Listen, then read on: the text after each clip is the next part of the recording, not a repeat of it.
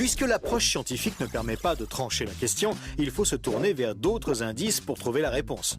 Le premier signe est en rapport avec la Bible. Pour beaucoup de gens, ce best-seller mondial numéro 1 est juste un livre religieux parmi d'autres. Pourtant, ceux qui prennent la peine de le lire se rendent assez vite compte d'une caractéristique surprenante. Son unité, sa cohérence. Bien que sa rédaction ait demandé 1500 ans, elle nous dévoile un propos cohérent qui s'est construit progressivement au cours des siècles et qui apparaît au final comme un édifice impeccable, majestueux, et qui dépasse totalement ceux qui l'ont construit. Des premières pages au dernier mot, elle est centrée autour d'un même sujet, la connaissance de Dieu, le Messie et le plan du salut divin pour l'humanité. Pour celui qui ne connaît rien à la Bible, cette affirmation peut paraître un peu fumeuse. Pour lui, c'est juste des mots, des concepts abstraits, de la spiritualité, sans rapport avec le monde réel. Mais pour celui qui la lit et cherche un peu, l'évidence devient de plus en plus écrasante que quelqu'un, derrière ce livre, au travers de centaines d'épisodes, de miracles, de prophéties et d'événements surnaturels, quelqu'un a construit un message qui nous est adressé. Par exemple, Moïse expose clairement la base de la relation avec Dieu et annonce la venue du Messie. 5 siècles plus tard, David, parmi d'autres, prophétise les détails de la crucifixion tout en engendrant les ancêtres de Jésus. 300 ans plus tard, c'est l'œuvre monumentale d'Ésaïe qui complète de façon saisissante le portrait du Messie, annonce son sacrifice, sa résurrection et la future restauration mondiale. Et c'est comme cela tout au long des 66 livres de la Bible, avec des centaines de détails et révélations surnaturelles. Et cela pose une vraie question.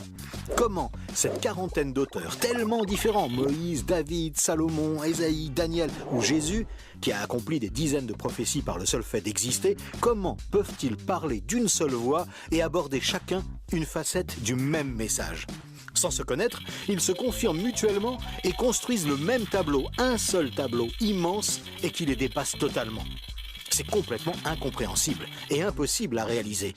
Ils ont été chefs d'État, bergers, prophètes ou apôtres. Ils ne se sont jamais connus, ont vécu à des siècles d'écart et sont pourtant en parfaite unité, centrés exactement autour du même sujet. Impossible, n'est-ce pas? Et c'est un cas totalement unique. Ni le Coran, qui ne s'appuie que sur un seul homme, sans antécédent, ni aucune confirmation postérieure, ni les écrits hindous, truffés de récits légendaires, ni aucun texte religieux de l'Antiquité n'a ce caractère unique. La Bible seule comporte cette sorte de filigrane attestant de sa véritable origine. Le second signe est lui aussi au cœur des passions les plus extrêmes. Il s'agit du peuple juif. Étrangement, le simple fait de parler d'Israël déchaîne des réactions quasi irrationnelles. Certains veulent son extermination, alors que d'autres le voient comme le paradis sur terre. Mais si on veut bien rester calme et juste considérer les faits, l'histoire, il y a pourtant de quoi s'interroger sérieusement. Comment ce peuple, haï depuis toujours, déporté une première fois, puis revenu sur sa terre il y a 24 siècles, puis déporté à nouveau et dispersé dans le monde entier pendant 17 siècles, comment a-t-il pu survivre? Et comment est-il demeuré un peuple distinct? Aucun autre peuple n'a jamais connu une telle trajectoire, défiant toutes les lois historiques. Comment a-t-il pu reformer un État et même se remettre à parler son ancienne langue? Ça n'est jamais arrivé à aucun autre peuple. Il y a 25 siècles, le prophète Ésaïe posait une question étrange. Un pays peut-il naître en un jour? Ça ne s'est jamais produit, sauf pour la nation d'Israël, qui est née en un seul jour, le 15 mai 1948. Et cela, à peine 3 ans après la fin de la guerre et la solution finale mise sur pied par Hitler pour les exterminer. Et ce n'est pas tout. Le lendemain, Israël était attaqué par les armées de 4 pays arabes supérieurs en nombre et en armement, et il a pourtant gagné la guerre. Des soldats ont même raconté avoir assisté à des interventions surnaturelles. Étrange, non? Par la suite, malgré le rideau de fer, des milliers ont émigré de l'ex-URSS, accomplissant une antique prophétie qui mentionnait le retour des Juifs depuis le pays du Nord. Si on considère sa contribution à la science, les Juifs ont remporté 20% des prix Nobel, alors qu'ils ne sont que 0,2% de la population mondiale. Comment est-ce possible? 150 ans avant, ce n'était qu'un pays désolé, entièrement livré à la mauvaise herbe. Et aujourd'hui, on en parle comme d'un miracle d'agriculture. Ésaïe avait prédit que même le désert refleurirait. Et on trouve aujourd'hui des cultures jusque dans le Negev. Interrogé par le roi de Prusse, Frédéric II, qui lui demandait une preuve de l'existence de Dieu, son chapelain lui avait répondu « Les Juifs, sire, les Juifs ». Et d'où vient la première religion mondiale? De Jésus, un juif, dont l'enseignement, la mort et la résurrection continuent à impacter en profondeur la société humaine. Évidemment, ce peuple est loin d'être un modèle, et il a souvent sombré dans la corruption. Mais la Bible déclare que Dieu en a fait un signe parmi les nations. Qui pourrait dire le contraire ? Pour terminer ce bref survol, une considération d'ordre moral. Encore un sujet tabou et pourtant... La Bible présente le bien et le mal comme des valeurs absolues, des valeurs extérieures à l'homme, qui les perçoit cependant par le moyen de sa conscience. Au contraire, la vision matérialiste de l'homme affirme que le bien et le mal sont des notions culturelles, relatives, résultant d'un long processus évolutif de l'être humain. Pourtant, tout le monde considère certaines valeurs morales comme supérieures à tout le reste. Par exemple, violer une petite fille, massacrer des bébés, commettre un génocide ou laisser quelqu'un mourir de faim sont considérés comme cruels et inacceptables. Même si certains tortionnaires ont affirmé qu'ils n'y voyaient rien d'immoral, nous pensons qu'ils n'avaient pas le droit de faire ça. Mais pourquoi le pensons-nous ? Pourquoi pensons-nous que certains préceptes moraux sont supérieurs ? D'où vient ce sentiment qu'il existe, en dehors de nous, des normes morales supérieures, des normes indépendantes de nous, puisque nous nous sentons nous-mêmes jugés par ces exigences morales ? Étrange, non ? Nous avons parfaitement conscience d'être imparfaits. Nous pensons que l'humanité est détraquée, mais par rapport à quoi ? Ce sentiment de culpabilité contredit d'ailleurs la théorie de l'évolution et son hypothétique lutte pour la survie. Et pourquoi l'homme aspire-t-il au merveilleux, au paradis, quelle que soit sa culture ? D'où vient ce sentiment intérieur qui fait exactement écho au récit biblique ? Cette conscience, issue de nulle part et en parfait accord avec la Bible, constitue encore un autre signe tangible, bien difficile à nier.